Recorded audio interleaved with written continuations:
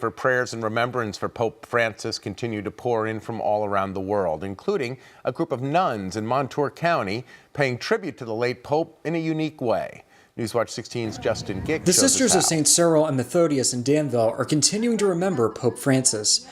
Sister Barbara Sable says ever since the news broke, she and the other sisters have been doing a lot of praying. We've been talking about the Pope very much, about the good that he's done and the changes that he's made in the world. The Catholic Church is without a leader for now, and the conclave doesn't begin until 15 to 20 days after the Pope's funeral.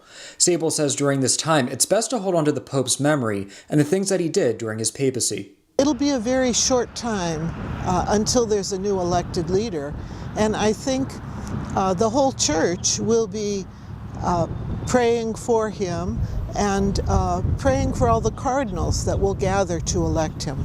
The sisters planted this tree on Tuesday in honor of Earth Day at the Emmanuel Center in Danville. However, at the passing of Pope Francis on Monday, they say they wanted to remember him in the planning as he championed efforts to combat climate change. One of his great projects was that all of humanity should protect the earth and preserve the earth for the next generation, for our children and our children's children.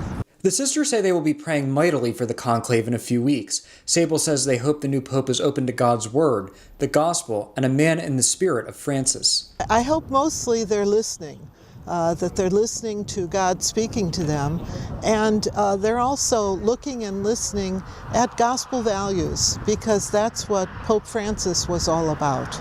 Sable says Pope Francis's legacy doesn't just touch on his love for the earth, but also his care and love for the poor, and being able to reach out to not just Catholics, but all faiths. Justin Gick, Newswatch 16, Montour County.